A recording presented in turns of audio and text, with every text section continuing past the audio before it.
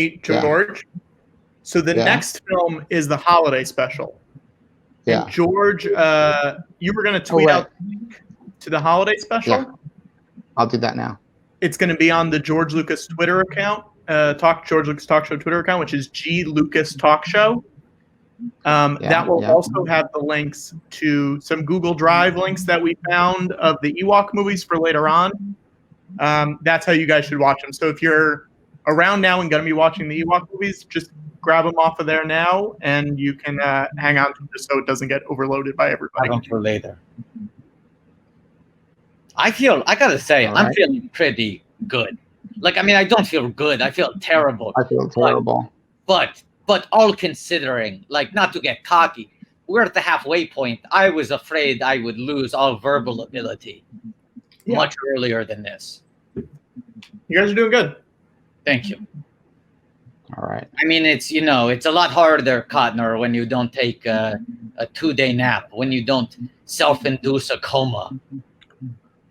It was max a half hour. I was actually asleep. Actually, that's fake news. Actually, that's fake news. I don't like this. I don't like this twist. What twist? I don't know. The news is fake, and actually I call it fake news, and I've been calling it fake news, and it's a term that's become very popular. The vilification of your hardworking producer. Fake news. Who got you a great job. Okay, Laura. Oh, our hardworking producer who works for Marvel. I read some of these Marvel newspapers you publish. Everything in it is fake. You should have taken that up with Jordan earlier. That is way above my pay grade. I'll take it up with Jordan. I hope he has the courage to debate me in the public sphere. Isaac saying, "Holy shit, they're doing the Ewok movies too? Fuck yeah!" Nice. Fuck yeah, Isaac. Yeah. We found some links. Pretty cool. So I got to get out of this Disney Plus. Yeah. And I got to get in to this YouTube link that someone, and I do think it's really great that, the holiday special has been allowed to exist despite its unauthorized nature, Mm-hmm. I think that's pretty cool, pretty fun. Because I obviously don't own any of it, but I also haven't prevented it. There was a period where I was against it, but now I have to say I think I'm really 100% on board. I think it's great alt comedy. There's great music. It's really something special. Now, what time do we start the holiday special at? We start in like 3 minutes? I think if we can start it earlier, we might as well. I agree. Ooh, that's So you let me know when this is ready. And we're watching the one on YouTube that is called Star Wars Holiday Special, the 1978 Nice Copy, correct? Nice copy. Yeah. Great. Are we going to get thrown off if we started early? No. We'll be fine. Okay. All right, hold on.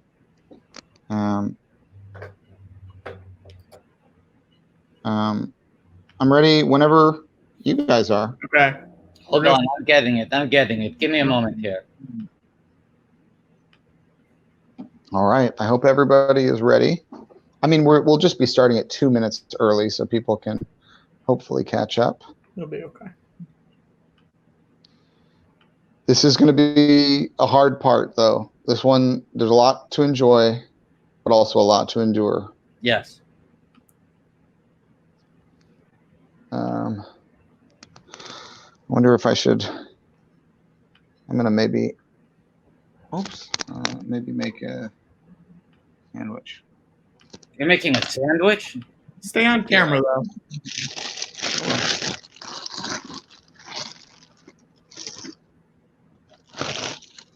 Watto, you let me know when you're there. I found the video, but apparently I had watched it recently because it's resuming from where I left off. So I'm going through the ads now, and then I'm going to reset the video back to the starting point.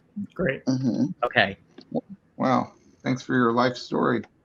I am ready to go whenever you gentlemen are. It looks like 2 ads will autoplay. All right.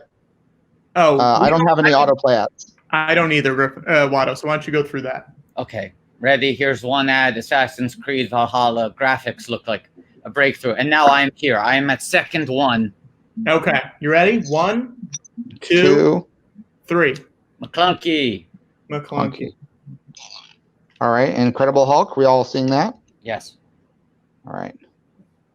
CBS special presentation.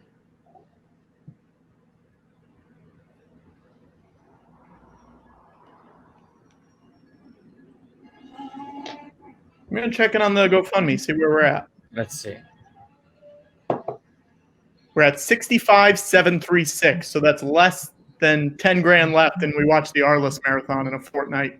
Now, Patrick. Yes. Have you used that ask to Robert Wuhl? We'll see. I'm trying to figure out the best way to go about it, but we will see. Okay, ready? Here's the best way to go about it. Robert, good morning.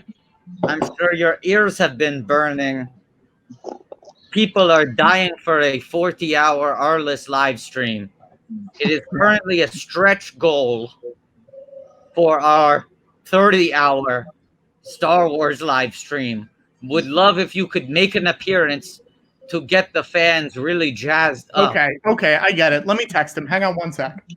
Here's the thing that the people in the comments should say: will he or won't he? Will he? Hashtag will he or won't he? And hashtag, Star Wars Holiday Special. Hashtag will he or won't he? All right, here we are. This is already feeling festive. Yeah. We're going through the credits. Look at all these stars. So many stars. Oh boy. Now you had involvement in this, but you did not really have authorship over it. No. You allowed them to make it. You gave them the basic outline, and you gave them the one sentence sort of launching pad, and you said, go off. I give you permission. And I picked the Canadian animation company that did the Boba Fett short. Sure. Nelvana, who later did the Droids Saturday morning short. Yes. And I sort of put them on the map. They're a pretty cool animation company. Beatrice Arthur. Art Carney. Okay, the email's sent, guys. Wow, really? Okay, you know what? Actually, you know what? We're just going to cut around. We actually have a really special guest joining us right now. Okay. We can bring him into the room. Okay. There he is. Oh, my God. Robert. Robert, how are you? George, Patrick, Watto, nice to see you all. Oh, my How are God. you? Hello. How are You're you? blowing my mind right now. Have your ears been burning? No, We've been talking about you for hours. People are begging for an Arliss live stream. We're doing a 30-hour live stream of every Star Wars movie, but people are not satisfied. They want us to do a 40-hour live stream of every Arliss episode. I've lost all respect for your audience. Okay. And that's that classic Wuhl sense of self-deprecation. I've got to tell you, that's very flattering. It's very, very flattering. I appreciate. Well, this is what we're trying to do here tonight, okay? Tonight and today and yesterday and tomorrow. Well, good. That's very nice of you to do. The UCB Theater in New York City has recently closed down, leaving a lot of employees out of work. So we are trying to raise money for those former employees. Well, that's good of you. I'm on board for that. So right now Yeah, we are at Robert. $65,000, and we have said that if we reach $75,000 by 7 a.m. tomorrow Eastern Standard Time, we're doing the 40-hour Arliss live stream. That's the goal. Gee, so is this a way for me to kick in 10K? Is that what? No, you don't have to kick in anything. You're I to didn't make, fight the I didn't, I didn't make 10K on You're it. not giving any money. You're giving us the joy of laughter, Robert. I appreciate that. That's very kind of you. Yes, your presence here in the live stream, that is your gift. That is your contribution. Well, thank you, George. I appreciate that. And that's worth 20K as far as I'm concerned. Well, I appreciate that too, George. All I can do, George, that's tip money for you. I mean, what did you? I know. I wasn't going to say that. It's 20K. It's faint praise at best, you know. I can't even fathom that small an amount. Have you ever figured out like what makes a day just on interest? What do you make a day on interest? You figure. I mean, if you're worth $1 billion, which I'm sure you're worth at least that. Billions and billions. I mean, that means just in the time I've been on with you guys, you've made about $10 million. Yeah. Yeah. So, absolutely. So, Kika, why don't you buy this UCB thing? I mean, what's the story here, buddy? Actually, I want to talk about George's filmmaking, but I want to talk about the Radioland murder. Oh boy, yes. Robert's a man after his own heart. That's right. That's right. I want to tell you, I think that's a really underappreciated film. I really do. You and me both.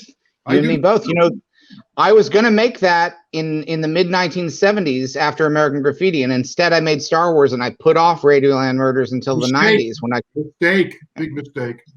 I mean, we could be watching, if I had done it right, we could be watching a 30-hour Radioland Murders movie saga marathon instead of Star Wars. Whatever movie I was. Right, and then follow that up with Howard the Duck. Yes. The first Marvel movie, and now every movie's a Marvel movie. Isn't that interesting? They ran on your coattails, and I bet you didn't make a dime from that. I didn't make Howard for the money. I did that. That was an act of artistic love. I love that duck. I will tell you a funny story about that that you may not know. Is that, do you remember who the star of Howard the Duck was? It's Tim Robbins. Mm-hmm. Yes. And Tim was coming off of Howard the Duck when he got cast in Bull Durham. And when he got cast in Bull Durham, everybody said, who the hell is this guy? Howard the Duck? It's like you're banking this movie on a guy who just made Howard the Duck. They also had Sarandon and Costner. But you're banking this movie on a guy who made Howard the Duck as a key character. And I mean, there was a lot of, with a first-time writer-director, there was a lot of shit going down there. Yeah. It sounds like people were pretty excited from the way you're describing it. It sounds like people were pretty excited about Howard the Duck. Oh, boy. They were saying, oh, this guy was in Howard the Duck. You're making this movie with a guy who was in Howard the Duck. See, that's buzz. People get misinterpreted. You're 100% right. Yeah. Yeah. And any buzz is good buzz. That's what I say. Well, I've had some good buzzes lately, so it's okay. Oh, Robert. Oh, Robert. You're incorrigible, Robert. I'm sorry, what was that? Incorrigible. The laughs never stop with you. Oh, well, I'm just trying to get along to go along. I love it. Well, I love that. I love hearing that Bull Durham story. It's a lovely story. I wonder if we should solicit some questions for Robert from the people watching right now. Yeah, let me look and see if there's any. Hang on. Yeah, you may be looking a long time, I got to tell you. Question for me. Why would anybody want to talk to me? Oh, come on, you're Arliss, man. Robert, people love seeing you in the DC show a few months ago. Yeah. I have to tell you, I had a blast doing that. They called me out of the blue, and I had, they asked me to do one line. I'll tell you how popular, how crazy. Now, I'm not really part of the geek world. I'm just not, only because of Batman, of course. But I'm really not part of that. And so they asked me to do that. I thought, sure, I'll get away from home with my wife for a day. What the hell? I'm good for that. When you're married 36 years, anytime you can get away from the damn you go. Amen. So I flew up, and I'm in LA, and I flew up to Vancouver for one shot, one line, one shot. I get there, we shoot this shot, I think about, actually we shot it around midnight. So I get in about 4 o'clock in the afternoon, go to wardrobe, blah, blah, blah, shoot the one line, one shot about midnight. I take a 7 a.m. flight, the first flight back to LA. By the time I am back to LA, 2.5 hours later, it is all over the internet. It is, it is remarkable. I got to tell you, if the geek world got behind the scientists who are doing this coronavirus thing, this thing would have been over 3 weeks ago. These guys are so creative. I tip my cap to them. But that was a lot of fun. It was great to be able to do that. I mean, how often do you get to do something like that, especially when you're working the sequel? So, Yeah. so I tell people I did do the sequel. It was just 31 years later or whatever. You did. Is it not true that originally in the script, your character Knox died, Yes. and they reshot it because they specifically said we need to bring you back for the sequel? In the original script, he did die. By the time we got to London to shoot, they had changed the script. Yeah. And the character lived. Now, and for years, people kept saying, you know, they died and they shot the scene and and I look, I go, I never remember them shooting the scene where I died. And then what I realized happened, and I just realized this about a year ago at a Comic-Con, where I finally got to do a Comic-Con. Nobody ever asked me to do a Comic-Con. I had the best time there. I had the absolute best. I went in with the right attitude. I had the great, but I met the guy who drew the comic book, who did all the graphic novel for the Batman. And I realized that what had happened was he did the comic book / not graphic novel off of the original script. So that's why people thought I died. And they took a picture and they put a wrong caption on it. Yeah. Because he never shot the scene where I died. Sure. Of course, for all I was in the sequels, I might as well have died, you know. But no. But folks had the image in their head from the comic book. Yes, that's and what it was. post that into the movie. And also there were cards printed out or something like that where I died, but that was taken all off. I think it was all taken off the comic book because we never shot the scene where I died. That's why. This is why it's so important to establish what is canon and what is not canon. Yes, absolutely. That's right.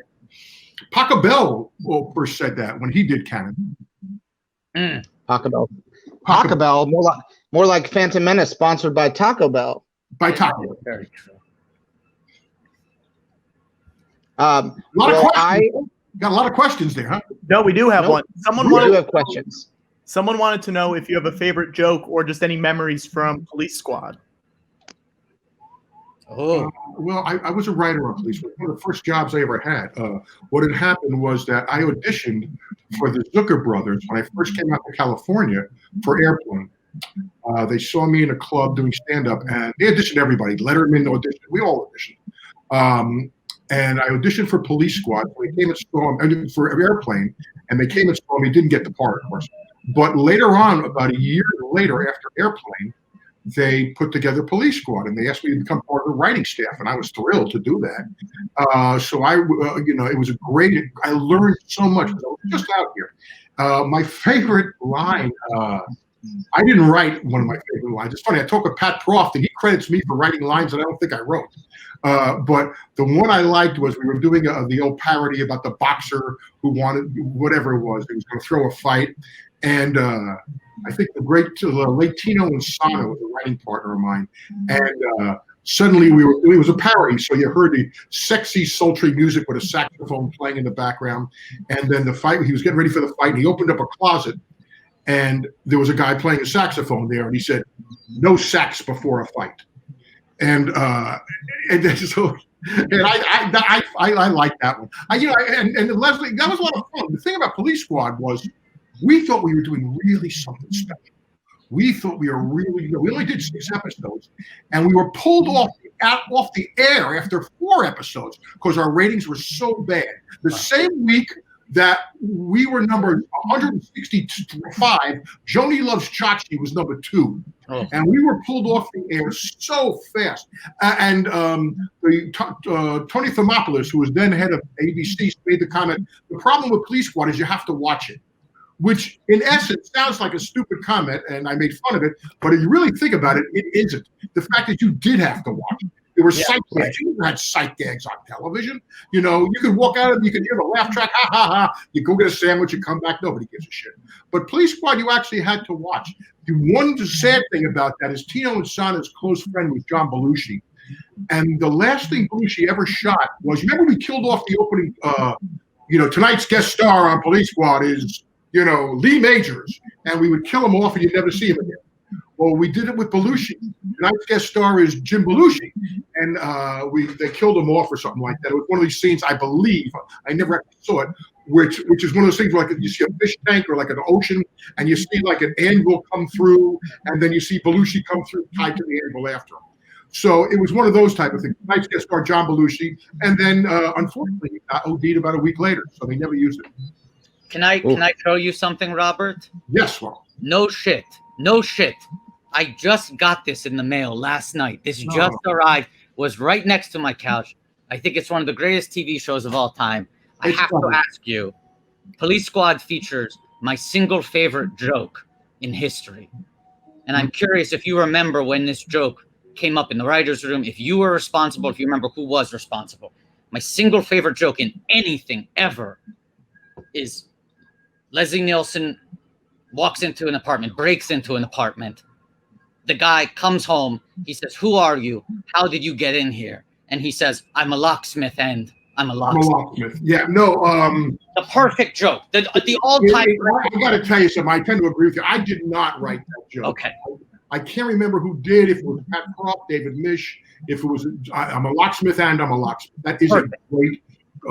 a great piece of business there. That was a great joke. Yeah. Leslie Nielsen was a fun guy. He was very fun. He had this fart machine. You know, he had this thing that, and he had this great fart machine now, which was hysterical. The first 50 times he did it. Of course. You know, and then, but he was nonstop. It was all the time. But he had a good heart. He was a good guy. I can't say anything. He was up for anything.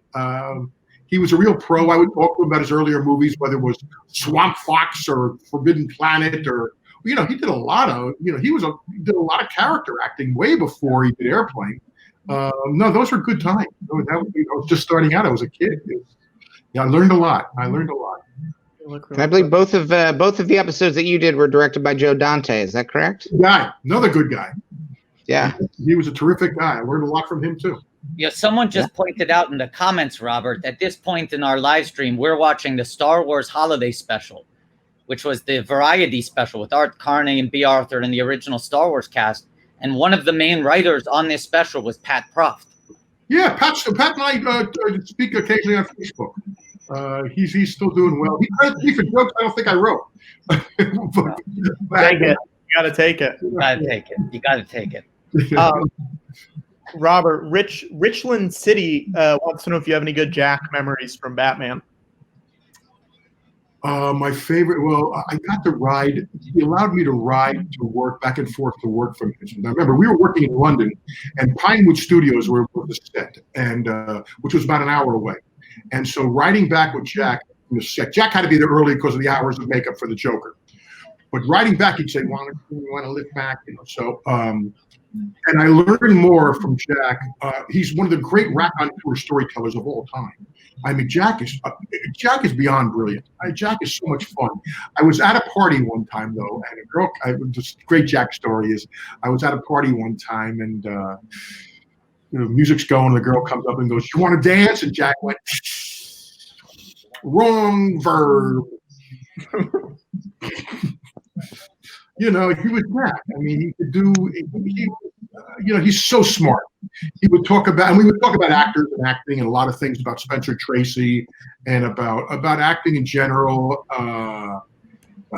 He told me a great story about meeting John Wayne one time, and so it was right after Easy Rider, and he finds himself in an elevator, and he's going up. The doors open, and the Duke Wayne walks in with a couple of his cronies.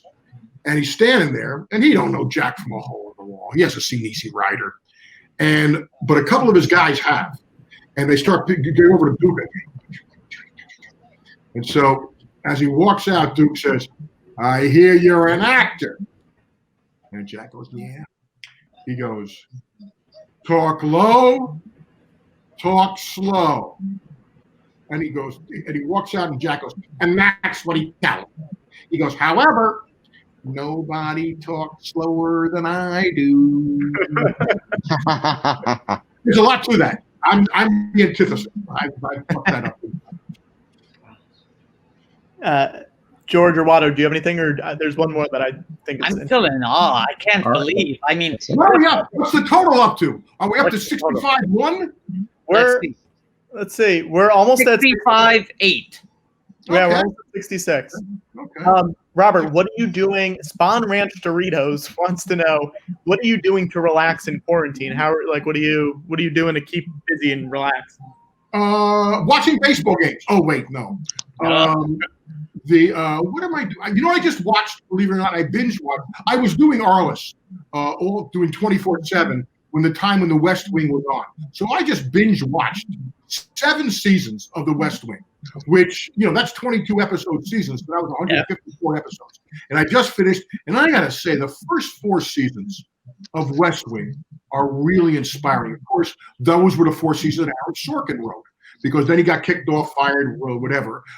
Season 5 was disappointing. It was a transitional season, but it wasn't as good. 6 and 7 picked up, but the first 4 seasons of West Wing are so good.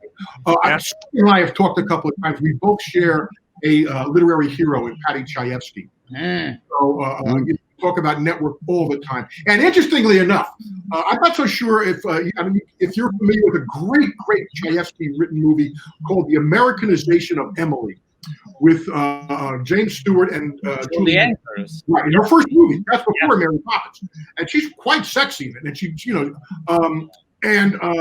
but we talked about that movie, and I know that but I know it's a freak Sorkin is about Chayefsky. And interestingly enough, James Garner in that movie plays a aide to a admiral during World War II, just before D-Day, and the admiral's name, Melvin Douglas's name, is Admiral William Jessup. Now, Aaron writes A Few Good Men, and if you remember Jack's name, Nicholson's name in A Few Good Men is Colonel Nathan Jessup. So I called him on, and he said, "You're the only one in the fucking world who would have caught that thing on me." Wow. You know, so but Sorkin's really special. I mean, we're very, you know, Chayefsky. I just watched Network the other day again. Chayefsky is very special. Yeah. Let me find. George, people are asking for you to give Robert a Star Wars name. Oh yeah, let's give Robert a Star Wars name. Yes. Yeah. We've been modifying their names to sound like they exist in the Star Wars universe. Okay. Bryson, can you put Robert's name up there so George can? There we go.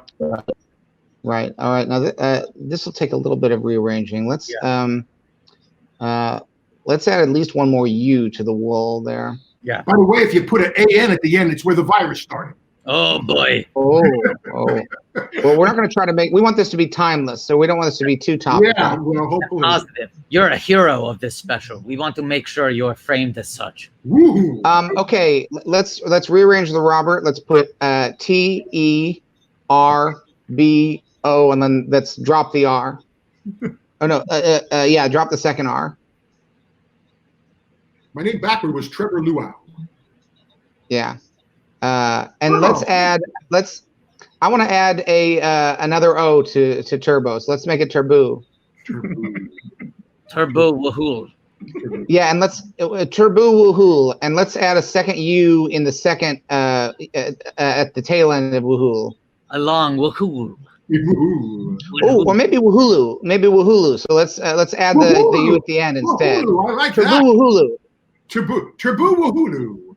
Yeah, that's great. This feels like it's getting a little bit close to New Bomb Turk territory. It feels like it's getting too close to the Lion King.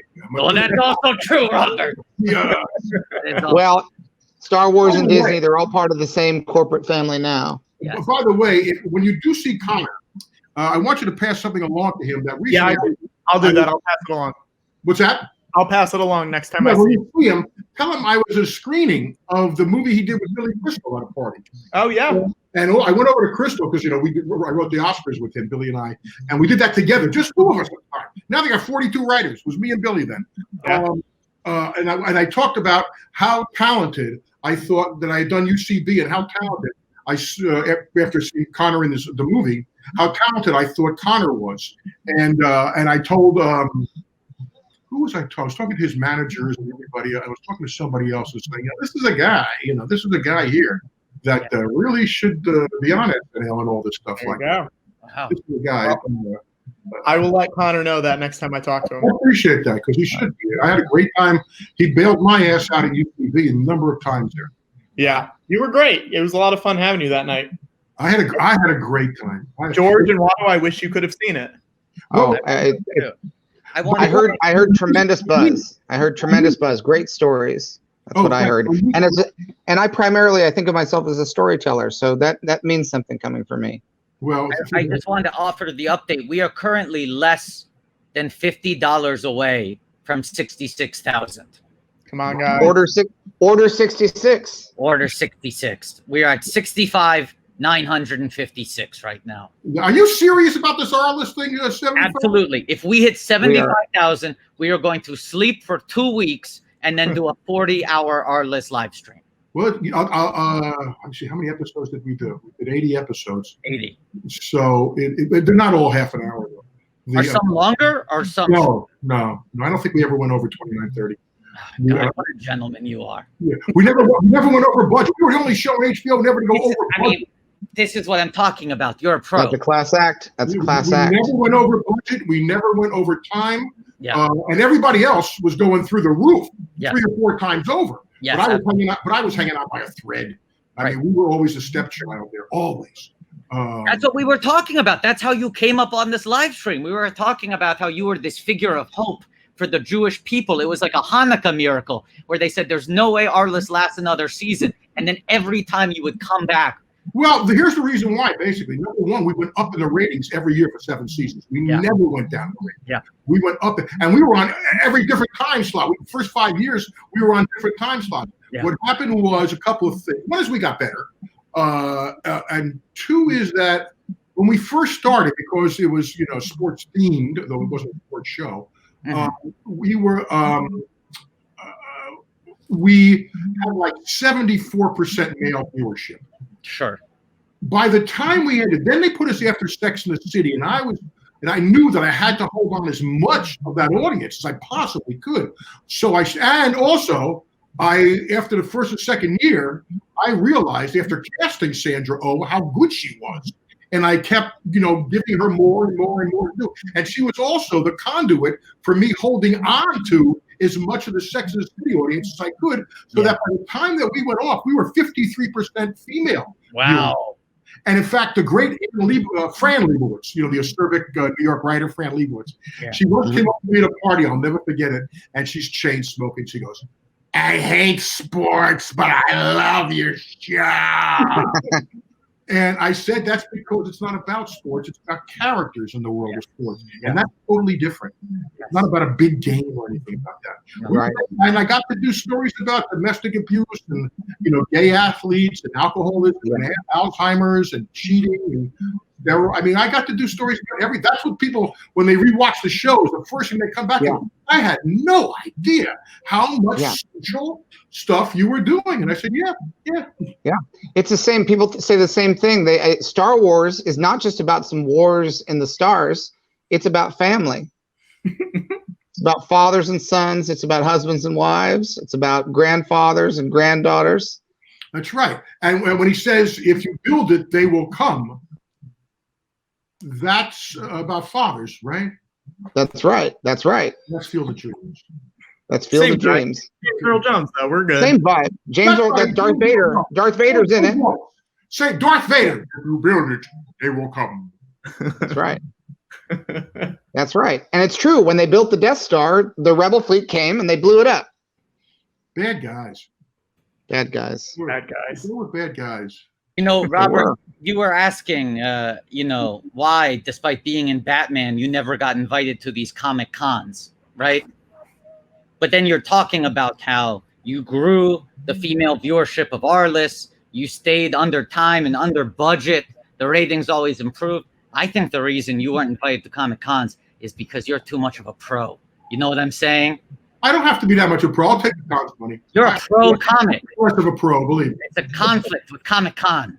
Yeah, get that money. They pay you in garbage bags. It's you don't even have to claim it on your taxes. I have to tell you, I've only done about 3 of them, and I had the best time. I'll tell you why. I was sitting actually next to Dolph Lundgren at one. Oh, the great. One of the great. Do you know this guy's background? I'm sure you do, right? He was like a physicist, right? Yeah. He's a rocket scientist. He's got he's got degrees up the wazoo. He's a great guy. Unbelievable. we were talking about what happens at the Comic-Con. Just, when you shoot a movie or shoot anything, you remember what you're doing and you're in the moment. And hopefully it's going to be well. Hopefully people like it or whatever. But you don't get the people really contact you. Occasionally, hey, I really enjoyed you in this movie. When you go up to a Comic-Con and people bring back memorabilia and they talk to you face to face in the middle of nowhere, and they bring their kids with them, you do get a sense of, okay, it's a character, but you did affect in some stupid small way somebody's life. You really did. You made their life, at least for the moment, a little better. Not you personally, although you could take it personally, or professionally, which is you did it. So, and people are so nice. I mean, they're really. I had the best time. But I went in with the right attitude. If you're going with a superior attitude and be a dick, don't go. But I had the best time, and I hope when all is done, I get to do another one or two, and the cash is great. I mean, someone on Twitter told me to ask you, now that they're on the subject, ask what you're pulling down after taxes. Oh, good. Yeah, I mean, there's Tim Robbins. Let me add Tim Burton. Let me add a line. Tim was great about that. Really? Oh, wow. Tim was so great. Now, you got to remember, the original Batman script is great. I think, now I'm talking about the original Sam Hamm script. When I first read it, I have a theory about the Batman, and I hope I don't offend a lot of Batman here. The first incarnation, I think we have to separate The Dark Knight from the first Batman series, because I think it's generational. One's post 9/11, which means a big difference. If you put the first incarnation, or there 4 or 5 Batman, the Batman, Batman Returns, Batman and Robin, Batman, whatever the hell, the Tim Burtons, and then the 3 Joel Schumachers were in, or 2 or 3. If you put them back to back, that every hour gets progressively worse. The first hour of the first Batman, I think it's really terrific. The next hour, second hour, pretty damn good. Not quite as good as the first hour. Batman Returns, first hour, okay. Second hour starts to slow down a bit. Then when Tim leaves, when Burton leaves, then all bets are off. And Michael Keaton leaves, all bets are off. It's all about Keaton, baby. You know what it's like? It's like the stock market the last couple of weeks. It's like,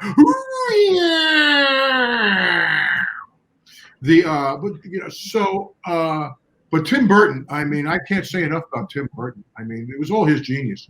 I mean, you don't know who they wanted to cast. People forget, they think now Michael Keaton Batman. They're not old enough to remember, a couple of you guys might be, the shit that hit the fan when they announced Michael Keaton as Batman. If there was social media back then, because they kept saying, Michael Keaton, they go, that's Mr. Mom. Michael Keaton, that's Night Shift. How is he Batman? They weren't looking for that. Interestingly enough, Goober and Peters, who were the producers, and that's all Tim Burton, because he had done Beetlejuice with Michael, and he knew what an actor he could be. And I knew. We started out in the clubs together. And he'd done a great movie called Clean and Sober, where he played a drug addict, which is really dark. And that's Michael, who might be my favorite actor today. But do you know who they wanted? I once asked John Peters, who would you have gotten if you didn't get Michael? And he said, well, it would have been between Steve Martin and Bill Murray. So let me tell you the direction they were going. They were going more Adam West shit. Oh. They were not going as dark. They kept fighting Tim on all the darkness. They were the ones. The studio shoehorned in all the Prince music. Tim didn't want it. It worked, but Tim didn't want it. He wanted that Danny Elfman. He did not want those Prince scores. But they had just scored their biggest hit of the year with Purple Rain with Prince. So this is studio stuff. But it's Tim Burton. I mean, he allowed me to say King of the Wicker People. He allowed me to, to do all. Tim is. It's Tim. It's all Tim. Are we over 66? What are we at? I think we're over it. Let me refresh. We're over 66. 66, 96. We did it. Okay, we got 9K to go. 9K to go. 9K to go. 9K to go. 9K to go. Do you have a favorite episode of our list? And I guess maybe is there one you are proudest of? There's a lot. I like the one about domestic abuse a lot. I love the one with Ed Asner. Great. About the baseball announcer who's got Alzheimer's. There's a lot of them. I mean, I really like I was very proud of what we were doing there. The Alzheimer's, the gay athlete one was, and it's funny. I mean, we were always funny.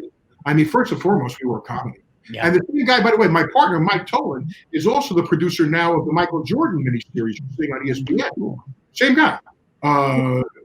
So the Arliss thing, I mean, the first year we were finding ourselves, you do that with series. You find yourself, you're playing with HBO, so you're pushing the envelope a little bit sexually and stuff. And then we started getting better and better. The Ken Howard episode when he's a Mantle-esque character. He's a Mickey Mantle-esque. Oh, James Coburn playing DiMaggio, DiMaggio-esque character. That's the last thing James Coburn ever shot. We had like 50 Emmy winners and about a half a dozen Oscar winners on our list. We were very fortunate. I got to tell stories every which way. We got to license score. I got to license music from Elmer Bernstein, like The Great Escape. I licensed the theme from Chinatown with I'm into movie music. We licensed a lot of music, and Ed Smart also did some great stuff. I was really proud of what we did, and like I said, I just enjoyed it. I was very fortunate to do that show. Hopefully, maybe they'll reboot it. I have heard talk lately, so we will see. Because they're rebooting everything. Everything. I think My Little Margie's coming back, or who knows? I would like to see Car 54 come back. That was pretty great.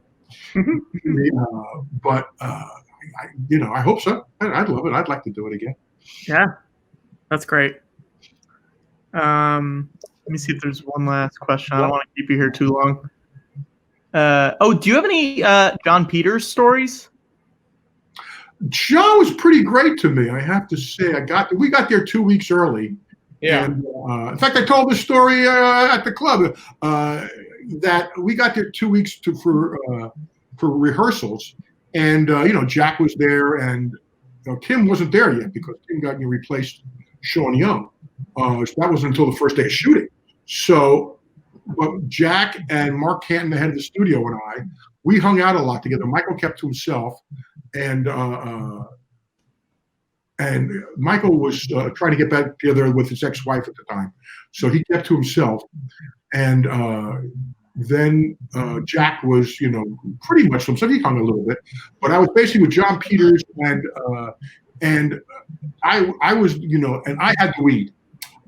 Jack had told me how to smuggle weed into London, which was the story I told at the UCB. How stupid when he said, "Bobby, what you do is you mail a fan letter to yourself saying you don't know, but here's a little something to keep you going. That way, if they catch you, you go, I don't know who the fuck this guy is." And indeed, it worked. And, if I had put that much time into my work as I did to making sure that I didn't have fingerprints, I think I would have been much better at the part. I would have been much better. But John hung out with us then, and then immediately when Kim Basinger arrived, he wound up, I think he wound up with her within a week when they were together. Wow! Look at that. Wow. Because she replaced Sean Young. Sean Young fell off a horse and broke her collarbone. First day of shooting. It's crazy. Yeah, no, things happen that way. Yeah. Hey, it's the same way, history becomes. It's like I was watching Dr. Strangelove the other night again, and it's amazing how Dr. Strangelove, the original ending. I don't know if you know this, was a big pie fight, and it was written and it was shot. So you can imagine a pie fight by Kubrick had to last 2 months shooting of that, right? So they shot this amazing pie fight that no one's ever seen. But then The Great Race also had a huge pie fight. And so they said, no, we got to go another way. And somebody, I don't know if it was Kubrick or somebody else, said, let's go another way. And stop and think of it. If Strangelove had ended with a pie fight, it wouldn't be Dr. Strangelove that we know. No. And instead, you got to meet again with all the nuclear blasts and everything, and it takes on a whole different tone. Isn't that interesting? That's how art sometimes becomes art, by accident. Yeah, I mean, it would have made it a totally different movie. Totally different. All lucked out. Totally different. Well, the ending puts a totally different. It is amazing. William Goldman, the great screenwriter, who wrote the best book ever about Hollywood's Adventures of the Screen Trade, and came up with the great quote, "Nobody knows anything." He claimed that when he was doing, when he was writing Butch Cassidy, that when he's talking about screenplay writing, he says the first 10 pages of any screenplay is the most important 10 pages. But Paul Newman said, yes, but the last 10 minutes of a movie is the most important 10 minutes. So I think there's truth in both of those, because I think of Strangelove. Yeah, I think of Network. Yeah. I think of great movies. The last 10 minutes are really what separates Chinatown. The last 10 minutes, Annie Hall. It's like the last 10 minutes. That's what really, separates the good from the very good from the great. Robert, do you have a favorite Star Wars movie? The first one. The Phantom Menace? Yeah. Well, it was new. It was just new. You hadn't seen anything like that before. The other ones, I've only seen 3 of them. I'm not a Star Wars guy. Sorry. Well, you saw 3 of them. That, in my book, that makes you a Star Wars guy. If you saw 1 of them, then I'd say no, maybe not. If you saw 2, I'd say, you're on the edge. Okay, 3 of them, you're a Star Wars guy. Here's why I've seen 3. I saw the first one and I enjoyed it. I remember going with my friend Brant von Hoffman. We were both auditioning at the Improv in those days back, and I walked out and I said, I enjoyed it. It was like an old-fashioned Western. It was like a serial movie. I liked it. And he walked out of there and it had changed his life. And I said, what are you talking about? And I couldn't figure it out, So then when the second one came out, I just moved to Los Angeles. I just come out to and the second one came out, and I rushed to see it like everybody else, exciting. But then I realized, this is going to be open ending, and they're going to jerk me off for another month, so I have to wait again to see another one. I go, this ain't for me. So, and I had not seen another one until, not the last one, the one before last. What happened was I was with my goddaughter, and we were walking. It was a day, and the hype was through the roof. About 2 years or 3 years ago, maybe, and the hype was through the roof. And we happened to be eating at the Brooklyn Diner on 57th Street. Is that the Brooklyn Diner? Yeah. So we happened to be, and so we're walking down 57th, and that's where the Directors Guild Theater is, right there, almost right next to it. And I walked by the screening that night. I'm a member of the DGA, and I said, what are they playing tonight? And they go, the new Star Wars movie. I go, let's walk in. I remember, everybody's around the block for lines. I'm walking in, and the movie starts 5 minutes later. So that's what I walked in, and if I'm being 100% truthful, and I would not do you the disrespect of not being, I fell asleep. That's okay. Can I be honest? I might fall asleep during a Star Wars movie today too. Yeah, but that's me. I fall asleep in. Let me tell you about my narcolepsy. A friend of mine buys a NASCAR track down in Homestead, Florida, about 15 years ago. Now I don't know if you've ever been to a NASCAR game, but it's the loudest thing in the history of mankind. Sorry about that. No. I'm at the reviewing stand right over the car. There's a picture of me that they took, and I'm like this. I'm out like a light at the loud thing. A nuclear attack could have happened. I'm out. You can't go by me. That's just personal stuff. But obviously, I was right because Star Wars never exceeded to anything. Yeah. Great. Robert, thank you for stopping by. Thank you so much, Robert. Hey, guys, fun surprise. I sincerely wish you all the best. I really Thank do. you. Thank you, Robert. Hey, I got to know about the Arliss thing. You got to let me know. Let you know. We'll let you know one way or the other. Yeah, let me know. If you get close, I'll come back on and we can all celebrate. Yes. That's great. Thank you, Robert. Well, thank you, Robert. Best of luck and be safe. Be safe. You too. Watto, You too. Keep that mask on in New York. Yeah. Oh, this one. Okay, yeah, I got a mask here. Keep the one you got on too. Tough to find one that covers the nose. Okay, guys. All the best to you. Best of luck. Right. Bye-bye. Thanks. All right. Wow. All right. Hang on. So we've got. What do we do for the next 15 hours now?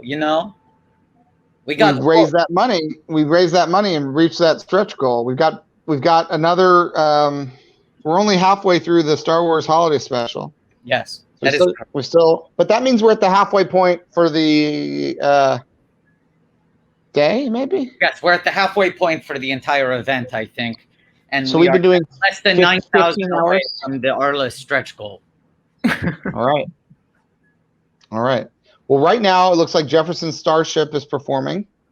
For those who have been I following. don't talk about it the same way that I do right now, but the lack of sleep combined with Robert Wuhl suddenly appearing on our screens, I feel like I am having some sort of fever dream right now.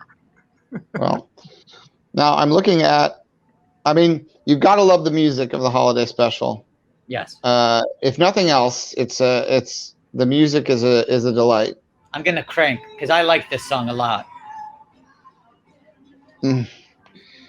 Oh.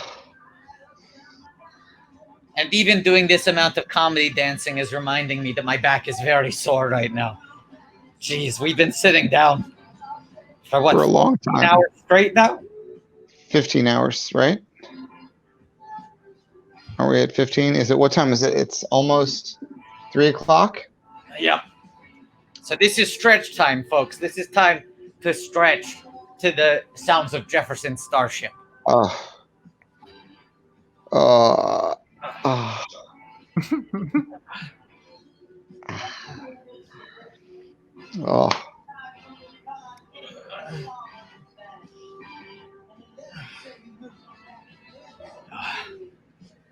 good stretch. Got a good stretch. I tell you, keep yourself. All right. Well,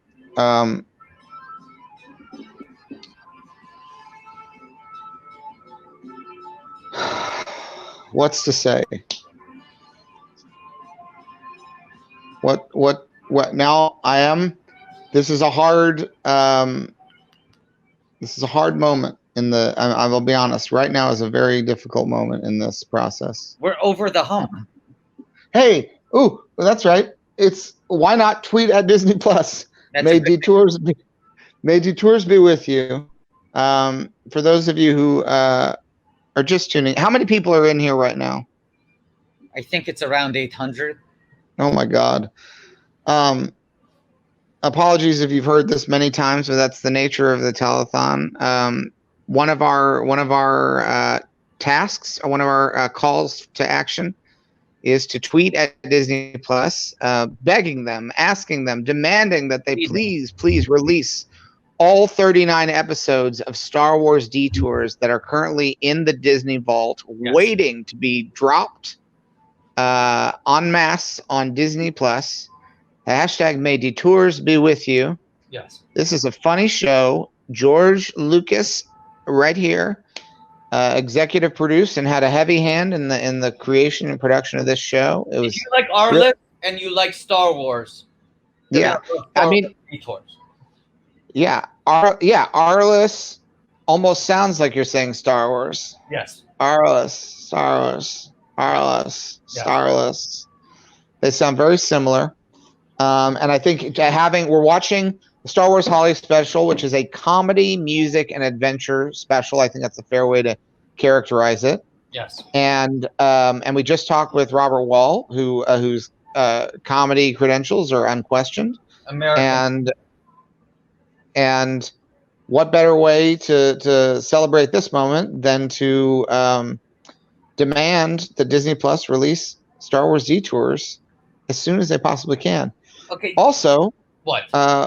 Also, let's try and raise some money for the UCB New York staff. After all that free comedy that Robert Wuhl just gave us, he just donated 40 minutes of comedy to our live stream. The least you can do is donate $5 to the now unemployed former UCB staff.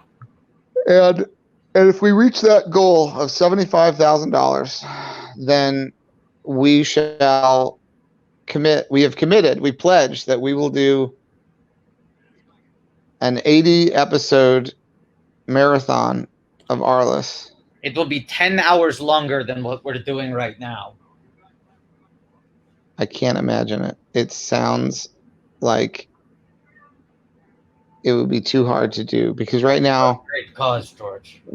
I know, but we are at 15 hours right now, and I feel like I'm watching the special, and Art Carney is doing his best to cover for Chewbacca's family in the face of the aggressive Imperial officer and his stormtroopers.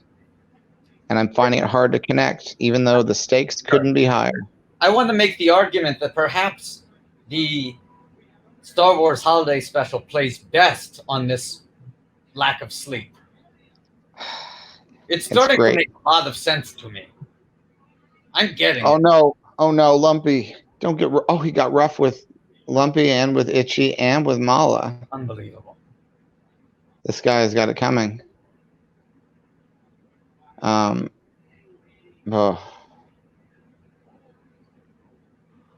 Oh my God. Oh my God. George. What? What? We need What's someone saying? Awake. Do you have any more bananas at your disposal? No. Villainous Fats, no. We're not doing that. No. Absolutely not. Fuck off. Fuck off. No. Fuck off. I mean it. No. Eric Duncan. Aaron, you got to fuck right off. Okay. Dave Cohn, I appreciate your support. Franco the Third, all of you need to fuck off. Andy Blandy, get out of the town. Isaac Lasney, eat your parts. I want to make something clear. This is not the Onion AV Club comments section. No. Geth. Now act like it. Geth, eat 2 turds. MB Plaid. Oh wait, hold on. The Boba Fett cartoon, which is really the best part of the holiday special. It's a good cartoon. This was Nelvana, which if you seek out their other animation, they are a world-class creative group. They did the Babar animated series. The what? Babar? Remember Babar, the colonialist? Yeah. I'm looking up other Nelvana productions. This is a good thing we can do with our time. List Nelvana productions. How dare Chris Gethard ask us to restart the special when he's the one who made us pledge to do the Arliss marathon in the first place? Yeah, I mean, he should be so thrilled. Never did we think in a million years that we would get Wuhl himself on the screen, and we got 45 minutes of him. You didn't want us to restart. Wait, you didn't think you were going to get him? No, because you were playing all coy. No, you were playing all coy. You were saying, I don't want to burn my ass. Oh, I don't want to burn the ass. I don't want to burn the ass. Guys, that ass went out immediately. Right. Well, you played the coquette brilliantly. To be fair, we should have known you were capable of this sort of deception after sleeping for 24 hours during our live stream.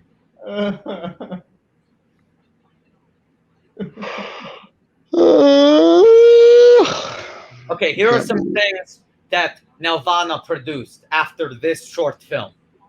The Adventures of Tintin, Babar, The Bernstein Bears, Franklin the Turtle, Little Bear, The Magic School Bus, Pippi Longstocking, Redwall, Rupert. I mean, we're looking at many of your favorite highbrow children's book series faithfully adapted, only in the strong hands of Nelvana. Look at this. Producer Patrick Kotner showing us an original cell that he has purchased, probably with all the money he made while he was sleeping. I have to imagine he was letting his interest gain. He sold off his stocks like all of those senators when they got the briefings about COVID. And he used that money. He flipped those profits to buy an original Nelvana holiday cell. Oh boy. Well.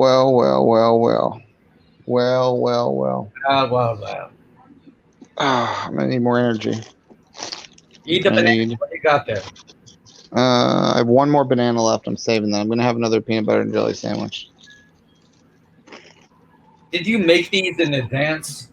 No, I brought a loaf of bread and a thing of jam and a thing of peanut butter.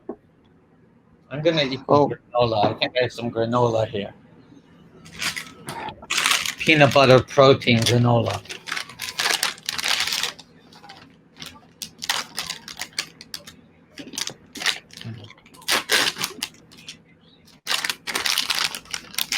Here's Boba Fett. First appearance of Boba Fett. Boba Fett. Boba Fett. Boba Fett from the Star Wars Holiday Special? Is that whom you speak of? Boba Fett. Boba Fett. George, I think you just got me for the first time in a while when you said the first appearance of Boba Fett, because then I realized we haven't even watched Empire yet. That's right. Very tricky. I got you. I got you. That's the reason that you watch it in chronological story order, so you get to know the characters the way they're meant to be known. George, this isn't the first appearance of Boba Fett. Yes, it is. No, we saw him like 9 hours ago. Oh, you're right. He does show up in A New Hope. That shows how tired I am. That of course, talking about when you know it. Of course, we see Baby Boba. Baby Boba. Little baby Boba, boo boo boo. I pitched that show to Disney Plus, and they'll get back to me. It's like Muppet Babies, but it's about father and son on the rainy planet, and his dad's making clones with the long neck people. And little baby Boba, boo boo boo. You're right. That's all I got. We know Boba very well. He is maybe amongst our closest friends. Remember when he said, Dad, Tonwee's here? Yeah. That was big. It's a huge character. He's kind of the emotional, much like Linda Cardellini was the heart of Green Book. Boba Fett is the heart of Attack of the Clones. Guys, we're 66,525. We're almost at 67,000. You guys might have to do this marathon. You might have to do it. At the halfway point. And I'll say this, for people who haven't donated yet, we still got a lot of heavy hitters coming up. You got big names coming up. We got some big ones. And we're still throwing out asks. Yeah. Midstream, we're sending out feelers. I have at least 2 people that have said they will do it, and I have not locked them down yet. So we are getting there. Wow. Running out of time, but we're getting there. Yeah, no, you're right. We only have 15 hours left. The clock is really ticking, Patrick. Look at this. It's a syringe. He's shooting up like Patrick. Patrick the junkie who took his dope nap. Here we go. There's the syringe.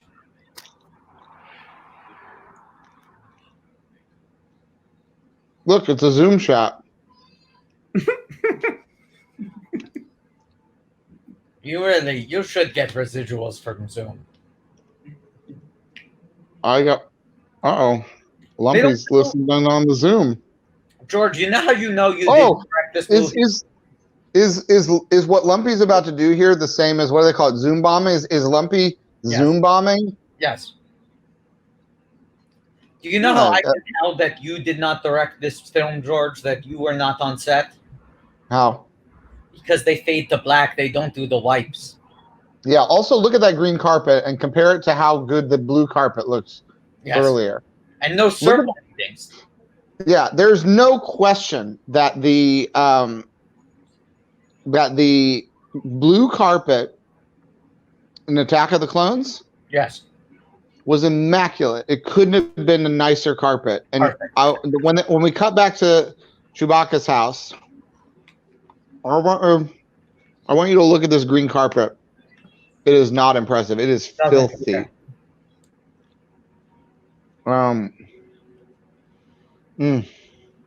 Also, before, did you see that character go by who was chewing bubblegum? Yeah. Big League Chewie. Do you know a lot of people have been making Big League Chewbacca fan art on Twitter? Since we talked about it? Yes. Is anyone doing fan art of the characters that we created in the first hour? I don't think so. The Cerro Nano Cheney characters, I don't even... Yeah. I forgot that happened until just now. I barely remember anything Bean Bacon? Right, of course. and Bagel Baby Bites, Bagel Bite Baby. Little baby bagel bites. Little Baby Bagel Bites. People have made a fan art of the two of us, though. One person made a drawing of you blowing up the BB-8 balloon and turning red.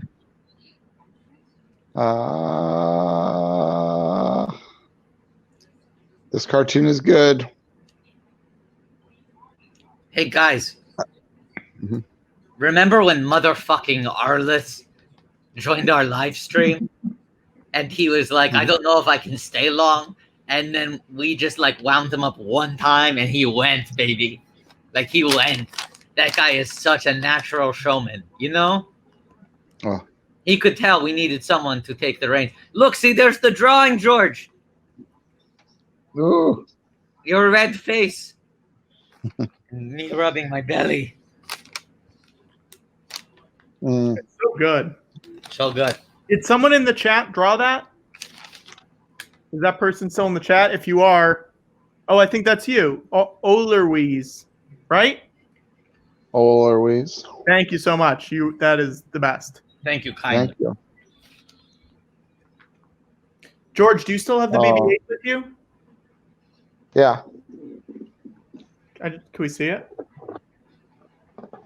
Oh.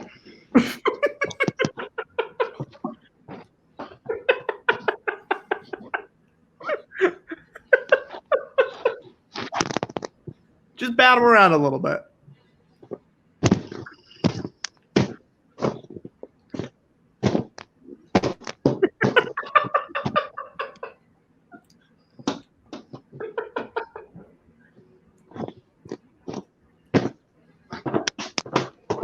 Dang it. Oops. Oh, guys, I have a list. I don't know how I got it because I haven't moved it all today. You have a what? That's how you got it. That's how you got it. That's how you got it from not moving. Yeah, look at that carpet. Look at that carpet. Look at that carpet. Bad. It's a mess. Undistinguished. George, did you talk to Bruce Valanche at all about this, or did you just let him do his own thing? Just let him go. Okay. There's no controlling him. I have a question at this point, now that we're like at the halfway point. Which, and this goes to both of you, which are you looking forward to more? Sleep or the ability to shower?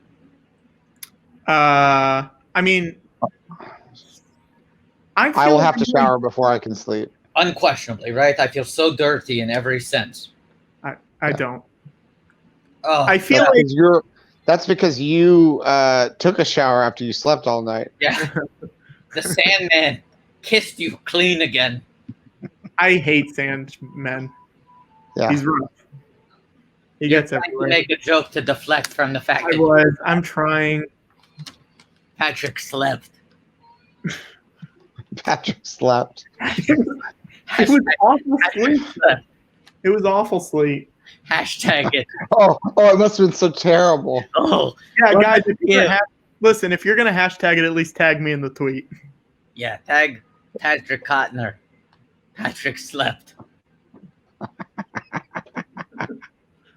Oh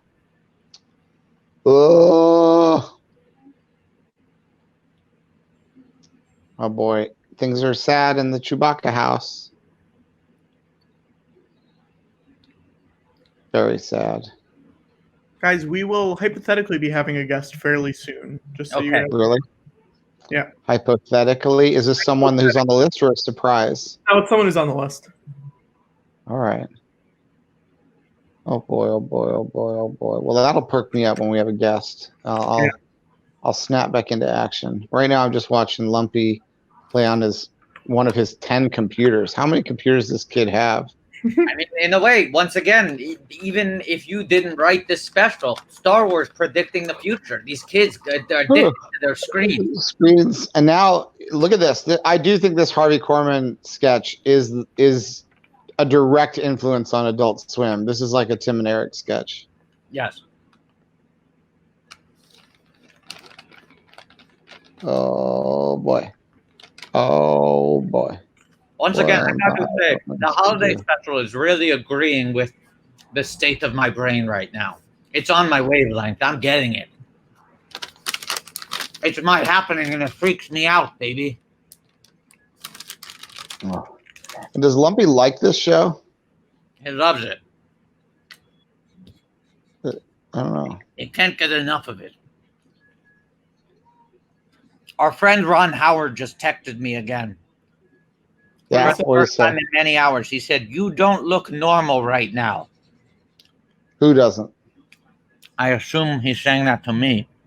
To which I say, "Yippee!" Oh, sorry. Yippee! What? Sorry. Yippee! Yippee! Yippee! Yippee!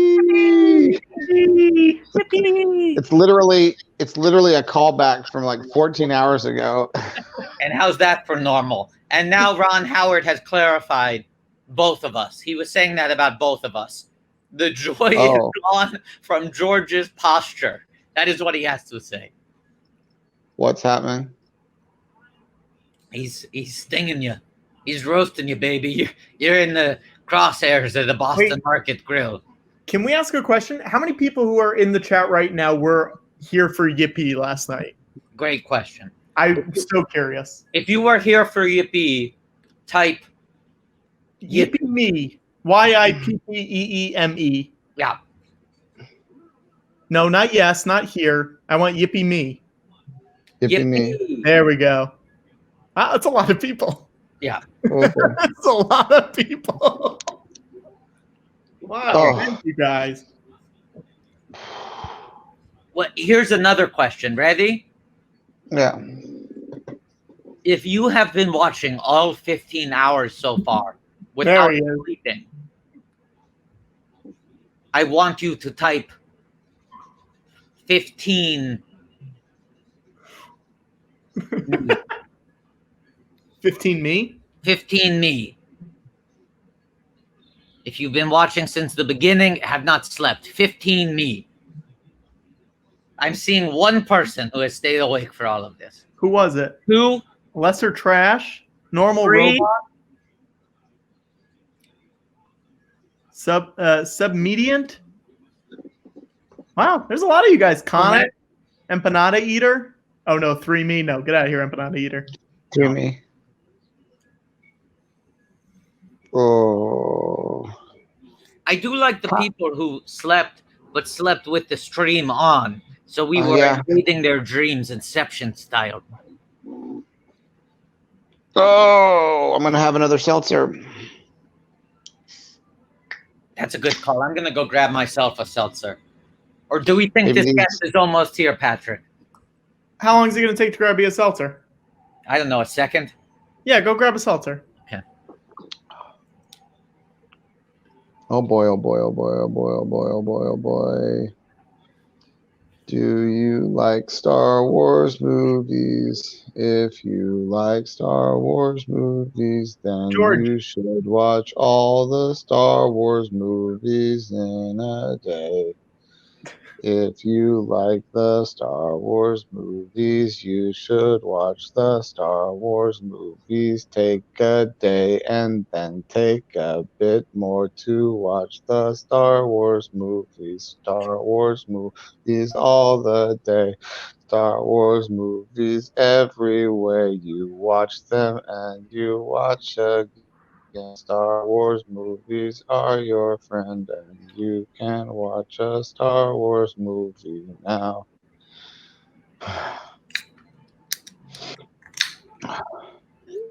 George Leadlight commented, she wanted to know, do you like Christopher Nolan movies? Because he loves practical effects. Oh. Chris Nolan movies are good. Digital. He hates digital. He hates digital. He shoots only on film. Yeah, I mean, so Steve mostly, but I think he's a good filmmaker. We obviously have a different aesthetic. I find it hard to imagine that as talented as Christopher Nolan is, I find it hard to imagine that he would ever be able to make a film that is in any way similar to Attack of the Clones.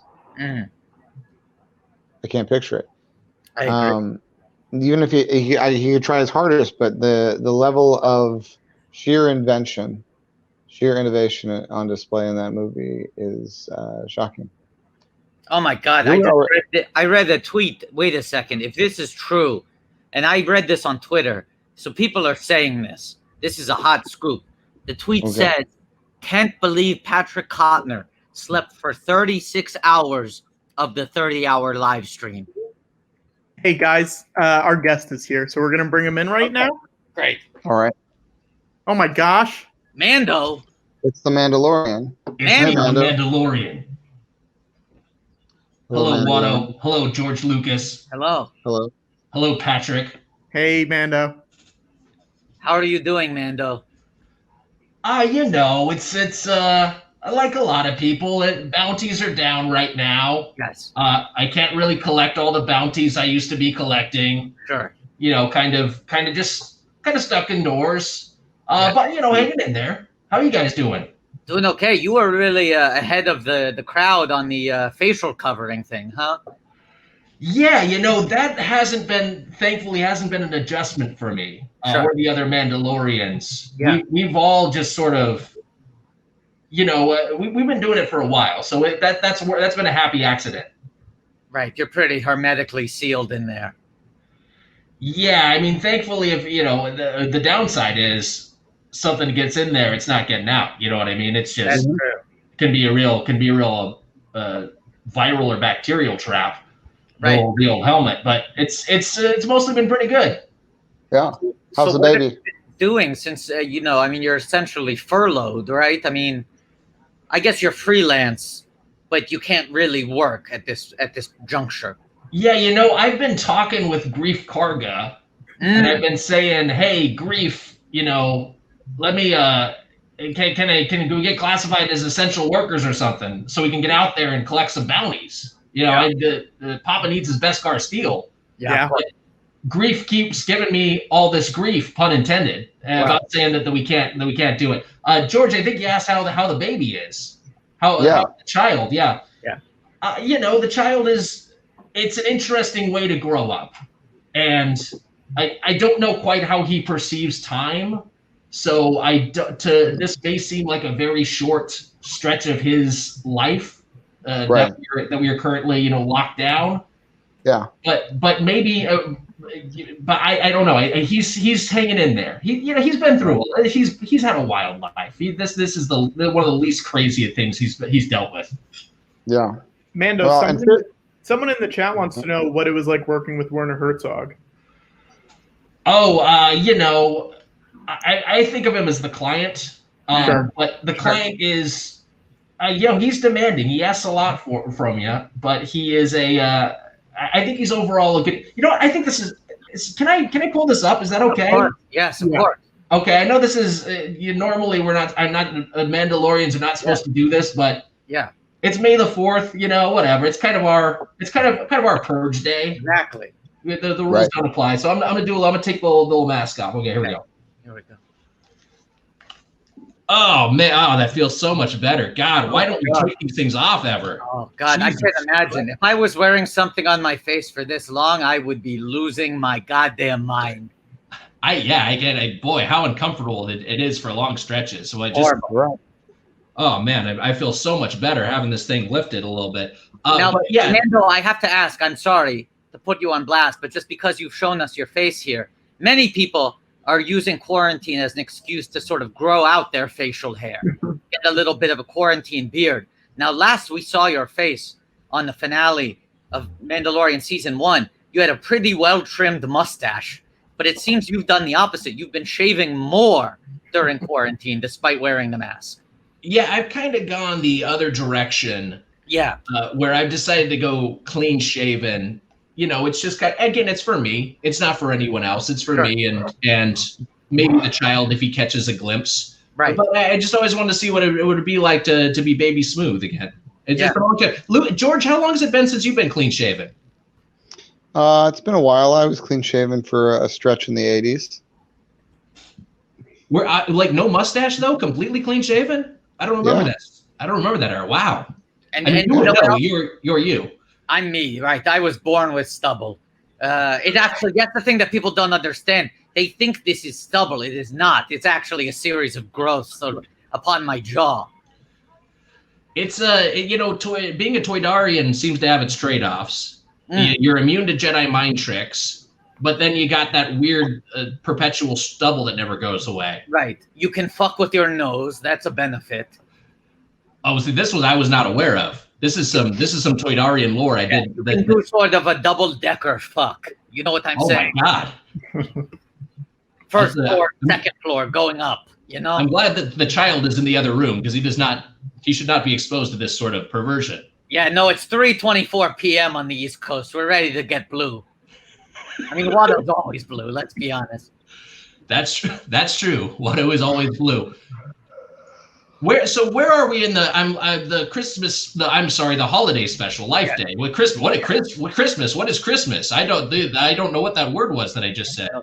No, that's the exact thing that C-3PO sings about on the holiday album Christmas in the Stars. He wants to know what is Christmas. Is he cool? Is 3PO cool? Yeah. He's such a good guy. Hell yeah. Yeah, great guy. He's everything you want him to be, truly. I have to ask you a question, and I don't know if this is a sore spot or what the deal is here. You were mentioning, of course, that and to answer your question quickly, we are currently at the point in the holiday special where B. Arthur is trying to kick everyone out of her cantina. Okay, you know what? I've got it up now. I see it. I see where we're going. Yes. Where we're at right now. But Mando, you were saying that the lack of bounties, the lack of commissions you're getting offers right now means it's hard for you to sort of collect the necessary upgrades to your Beskar armor, right? Yeah, and boy, I guess that may be reflected in what you're seeing right now. I was going to say, because this is the least armored up I've ever seen you be. Yeah, I mean, the thing is the Beskar steel armor, it kind of atrophies. Sure. It doesn't have a long shelf life, and so now, I'm down to my Dunk Down T-shirt. Okay. So that's a podcast, a basketball podcast I listen to. Cool. And then I'm not even going to show you what's below the waist because that's maybe not appropriate for our stream. Are you kicking this stream Watto style? Nothing but a fanny pack below the belt? Yeah, I mean, I'm Watto in it. Wow. I'm Watto in it. I respect you, man. Game recognized game. It's comfy. I mean, it's and the child doesn't know. He doesn't know what's going on. I'm not. He knows more than you think, but you're right. He probably isn't fully aware of everything like that. Right. We have some people in the comments asking, Mando, can we get some NBA hot takes from you? Yeah. Okay. So here's what I'm thinking. Right now, they're worried that the playoffs aren't going to happen, right? Sure. And so here's my take. Here's what I think we should do. If the playoffs don't happen, if there's just no way to resume play safely in 2020, and we don't want to delay the next 2020-21 season, have a one-game championship between the one seeds in the West and the East. Have just like a Super Bowl of basketball on a neutral site. Make it a big TV event. And do it, whenever it's safe to resume basketball, have that be the first game back. Have it be this massive TV event, LeBron versus Giannis. Have the Elam ending that they used in the All-Star game, and have that decide who's going to get the Larry O'Brien Trophy. That's my hot take. I think that would be like a fun solution, a way to kind of salvage the season that we unfortunately had to abort midstream. Mando, I never would have guessed that you were this big a basketball fan. It's a shock. Huge hoop head. That's great. What's nice is you get the NBA the streams these days. Yeah, I can just stream wherever. I can be on Coruscant, and I could just be watching the Hawks Knicks if I want to see how RJ Barrett is faring. Mando, you mentioned Coruscant. Did you know that the whole planet is a city? The cities. No. Isn't that crazy? No way. The whole planet's a city. I haven't seen the whole planet. I've been to parts of it. The whole I spent a year because I was ready to prove them wrong, and I couldn't find a single goddamn suburb. Come on. The whole not one park? No. All city. Not just like a gorge or something? I trust me, I looked everywhere because I bet money on it, and I don't like to lose money. I bet there's like a preserve. There's like a nature preserve somewhere. No, whole planet's a city, whole city's a planet. Yep. Well, one of those is true, and the other one is not. Mando, we heard that we're going to be seeing some more of you in the fall. Is there anything you can tell us about what's coming up? Oh boy, I don't want to break any NDAs. Of course. And so I gotta be very cagey about this. I guess I can say this. Mm-hmm. Watto is back. Wow. There will be more Watto. Watto. Yeah, Watto is back. Wow. Ooh. Now, for those who may not remember who Watto is, can you remind them? Watto? Of course. Watto, a cantankerous docking bay attendant and ship mechanic on Tatooine. Yes. I remember the episode of my life. Yes. Which is how I categorize things. The episode of my life in which I took a young bounty hunter under my wing while my ship was being repaired. She was the person repairing it. We kind of sat the child for a little bit while you went off. Took care of the child for a little bit. Yeah, taught me a valuable lesson about what it means to be a person. Had a big sort of Amy Sedaris vibe. Yeah, you know what? Now that you mention it, kind of Sedaris-y. Something in the eyes was a little bit similar. Now, I don't know if you know this, man, though. You're looking for missions these days. We got 2 missions that we're trying to accomplish with this live stream, okay? Mission number 1. We're trying to raise money for the now unemployed former UCB staff. bit.ly, case sensitive, UCB lowercase staff. Trying to raise money to help support the people who kept that theater afloat and now have been thrown to the curb. But there's another thing that's going on here, Mando. Are you aware that Disney, in acquiring Lucasfilm, now owns 39 episodes of a fully completed animated series called Star Wars Detours that they refuse to release to the public? These episodes are ready. They're ready to go. They're ready to go. Now, this was kind of a, if memory serves, this is kind of a sketchy kind of take on Star Wars. It's sketch comedy. Yeah. My understanding is that Kathleen Kennedy wanted Star Wars to be taken a little bit more seriously, so she put the kibosh on that. Now, I don't want to train our fire just on Kathleen Kennedy. It could be someone else in Lucasfilm, but that was the way I heard was the culprit. Well, I would also argue that the timing, I don't think Kathleen was wrong. I think it would have been wrong to launch Disney Star Wars with Detours because it very much is, it's a goof on Star Wars, you know? Right. But I think we've had a pretty solid run of everybody taking Star Wars pretty seriously. And now that we're all locked inside with no ability to be safe outside, the moment is right there's enough stuff to take seriously right now. I don't think we need to take Star Wars seriously. I think we need to goof on it and have fun. And Robert Persinger, the Drop King, is saying in the comments he heard rumors that Han Solo was voiced by Bugman in that show. I have no idea what any of that means. So I think what Persinger is doing is conflating 2 different Star Wars sketch comedy shows. Oh, really? There was one that Bugman was involved in. Okay. Which was produced for Maker because Maker acquired. Did George die? No. You're still. I'm watching Chewbacca meet up with Han Solo, is reunited with Chewbacca's family. George has had a rough few hours. I will say a mutual friend of George and myself sent this text to me just a minute or 2 ago. George is in a sleep state. He does this sometimes. He will respond to stimuli but is not fully lucid and just says words to act like he's still present, but his mind is fully off. That would be advice given from a good dear friend, Ron Howard. I'll also say this. I got that text separately. I got the exact same text. He was really trying to make sure everyone was online. No, Han Solo is hugging Chewbacca. It's one of the most important moments in the holiday special. And I'm just focused in on it. I've got this up on my second screen now too. And yeah, it is really touching. It's a good movie. Yeah. I also like the way that Han so casually got rid of that gun by just throwing it off the same way that the stormtrooper fell to his death.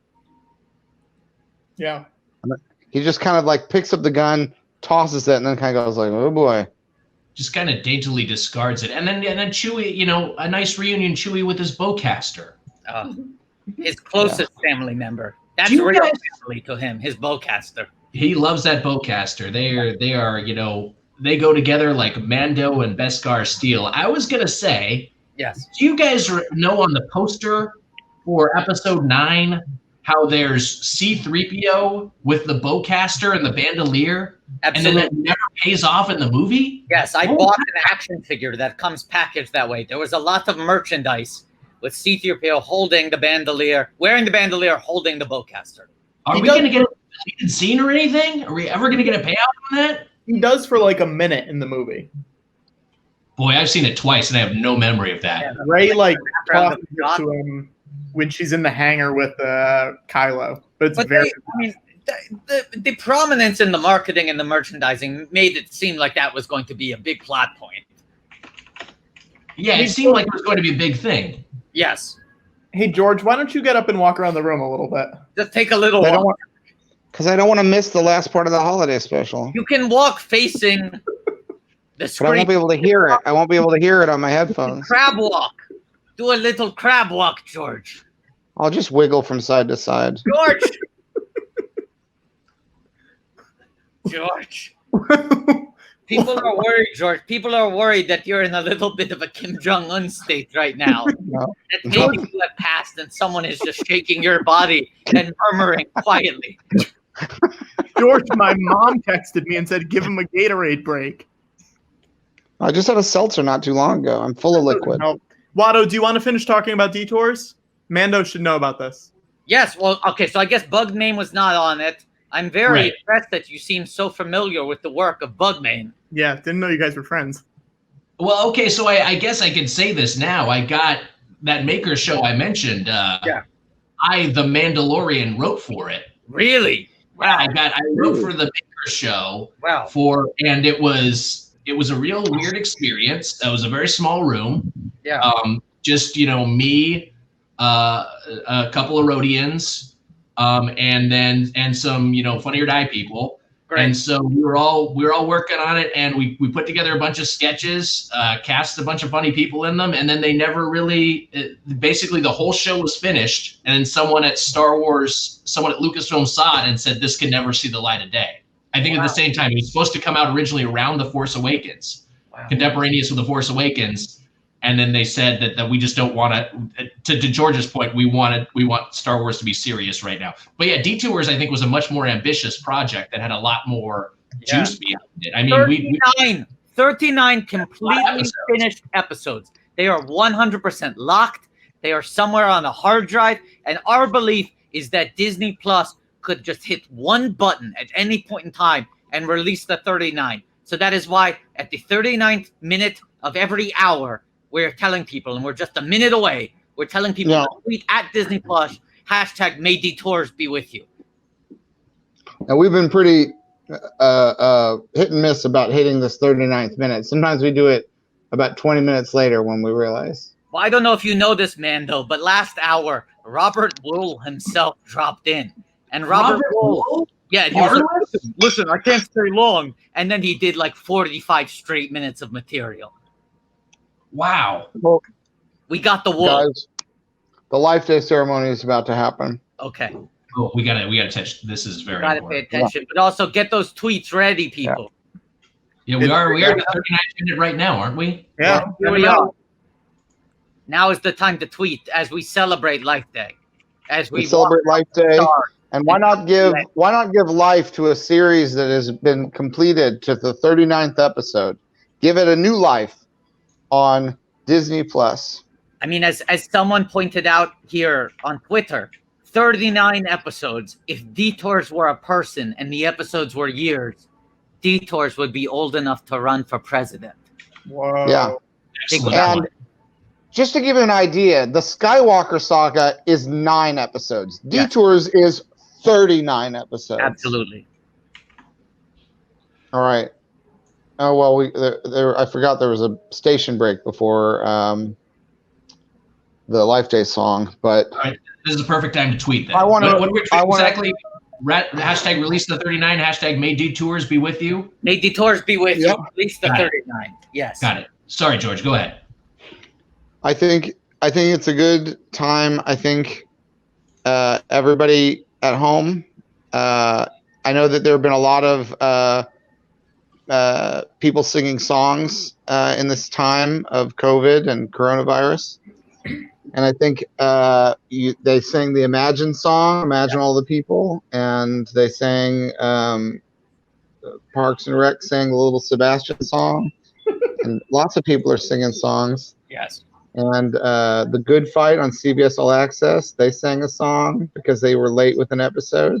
And I know we won't be synced up, but I think the 4 of us should sing the Life Day song. And everyone at home should also sing the Life Day song. And if anybody wants to do a phone tree or something, contact everyone in the comments and sync up your videos and make it like a quilt. I don't know how it works. I found the lyrics here. I did too. It's called A Day to Celebrate. Yes. Yeah. You ready? I have the annotated lyrics on Genius, so in case anyone's confused about the meaning of anything, I have it right here. Okay, that will come in very handy. All right. Okay, George, you're cueing us. Tell us when to start. Here. Celebrate. We celebrate a day of peace, A day of harmony, a day of joy we all can share. Together joyously. A day that takes us through the darkness. A day that leads us in light. A day that makes us want to celebrate light.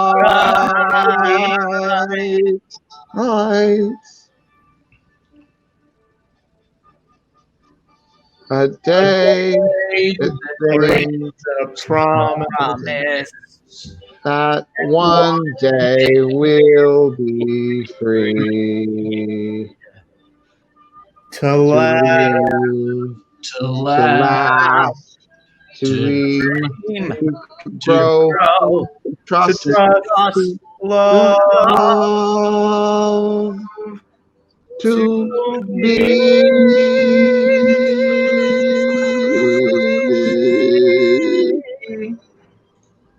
Yeah, I think that was at least as good as Gal Gadot. I think we were on a closer pitch than all the participants of the Imagine video.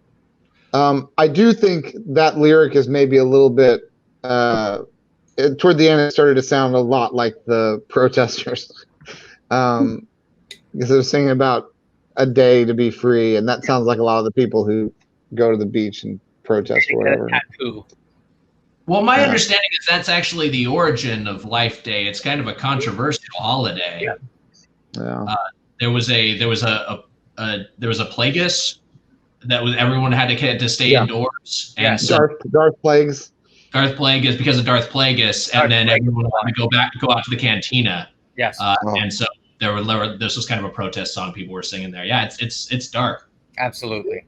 It's like when you find out what Ring Around the Rosie was about, you know? Yeah. Yeah. That's this light, joyous song, and you're like, no, it's about the plague. Yeah. Hot Cross Buns. Hot Cross Buns. That song is fucking nasty. It's fucked up. Nasty. Nasty. Are there any songs that are about nice stuff that you don't realize are actually nice things? Yeah, Slayer's Raining Blood. Sure. Is about A blood drive. It's about a blood drive. It's about getting a bunch of people out to to donate their plasma. So that's positive. That's good. That's a good one. I don't understand how Watto is so awake. It's very surprising that he's doing better than George. I agree. What are you sipping on there? I'm just sipping on a LaCroix. Now, do you like that? Did you gravitate towards that because it's blue like you? Yes. In short, yes. I'll tell you, here's the arc. I started out the show with a rosé Angry Orchard. Oh, boy. Okay. Then I started flagging. So then I had a Coca-Cola energy drink. All right, we are 2 minutes away from the end of this. And now LaCroix. George, so from alcohol to water. Yeah. What did you say? George, I may have heard that someone slipped a Diet Coke next to the door for you because someone heard that people were worried about you. One of your employees at Skywalker. One of your employees outside your door. Okay. One of your All servers. Right. One of the essential workers under your employ. All right. Now the question is, does George have enough energy to go retrieve the can that will get them more energy? This is like Popeye trying to get to the spinach can. He knows but can he survive another throttle from Bluto? I've been less conversational, but I probably paid attention to more of the holiday special than anybody else. Well, that's a humble brag. Hats off to Steve Binder, the director of the holiday special. A pro. Is Steve Binder hey Patrick, is Steve Binder on Twitter? I think he died recently. Okay, well, let's just not just. No, he's still alive. He's 87. Let's get him on the phone. Can we get him on the feed? Patrick, let's burn that ask. Burn that ass. Ass cat monologues at some point. Binder, Steve Binder. Mando should know that this joke is referring to when you guys asked if we could get Robert Wuhl on the stream, and then he was on less than an hour later. We got him. We got the Wuhl. Yeah, you got Wuhl. I mean, what else? What else? We got the Wuhl. We got the Wuhl. We got the Wuhl, but Patrick pulled the wool over our eyes. Oh boy!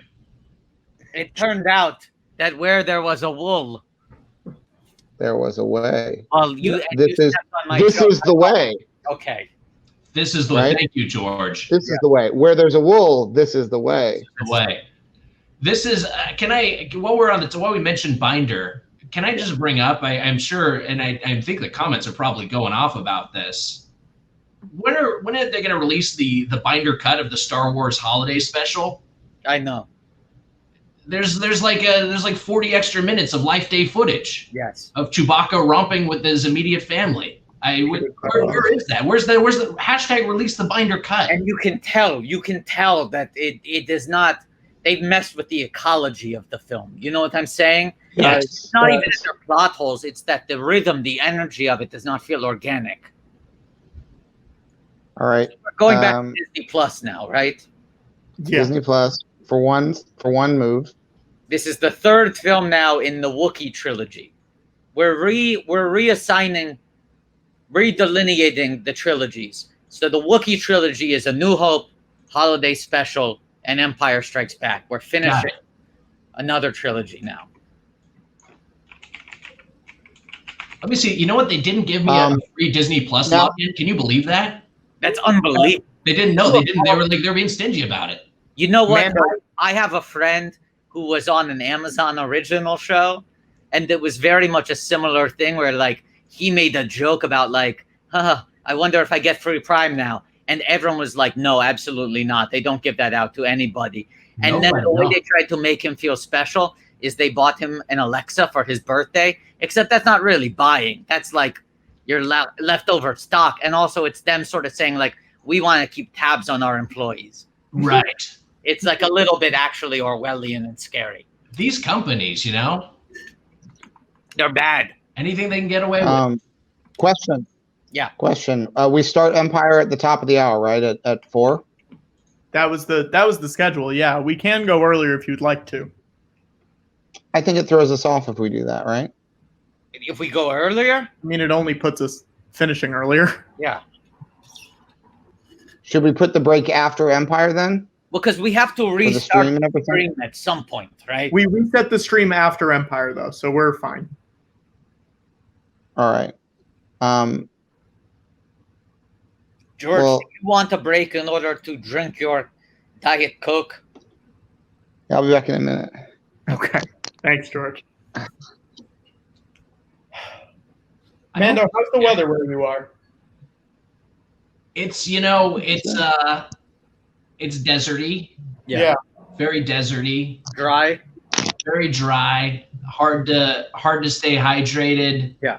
You get your lips get chapped. It's never pleasant. I get the chapped hands. Do you guys do that? Yeah, I just got to lotion up constantly. Yeah. Just going through lotion. Yeah. For my hands, easy, chat. Take it easy.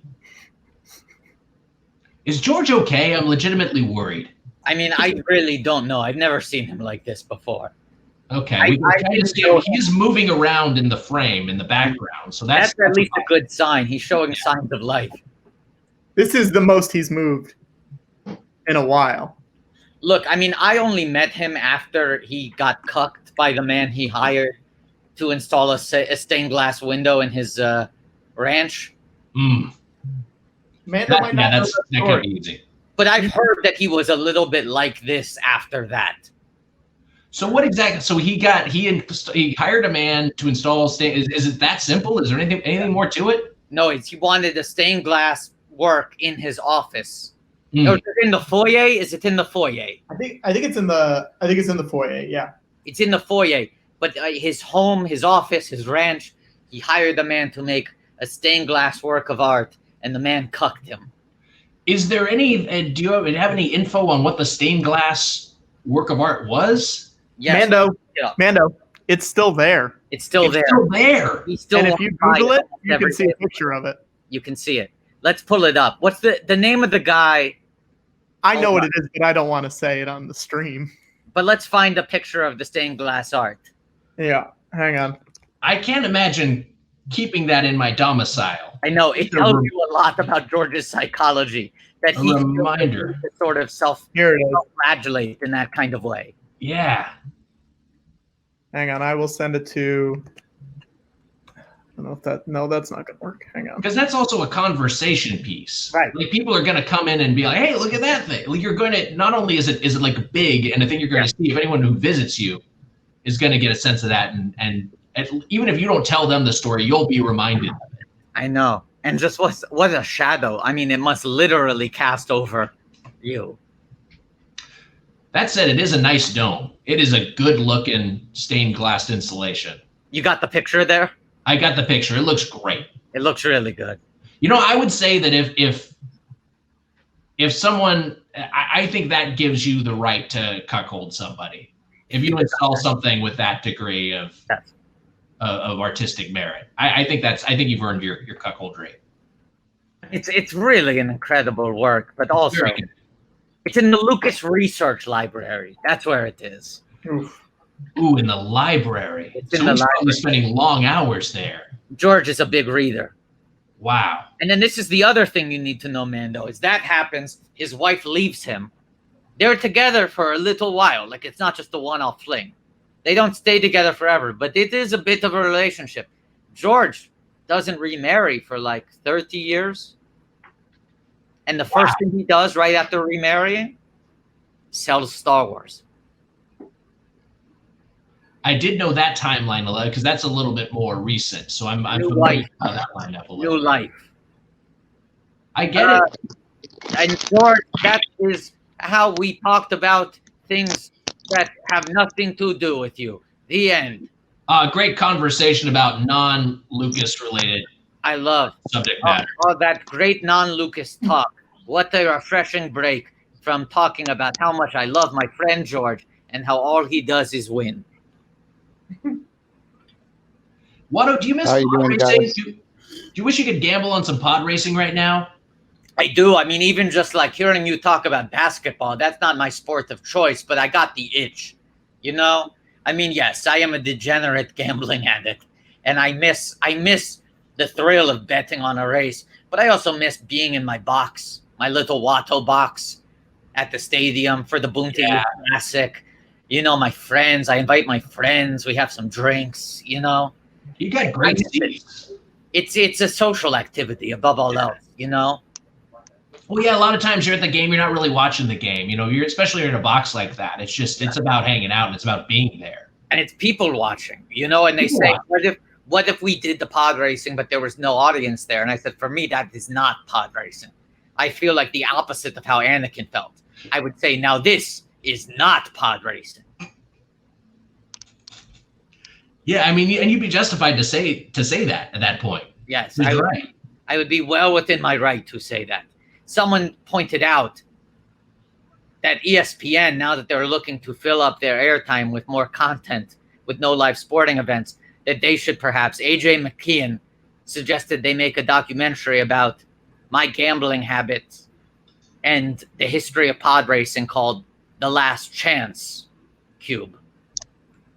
I would tell you, I would be absorbed in that right now. We're all starved for anything that even resembles sports and competition. I would documentary series.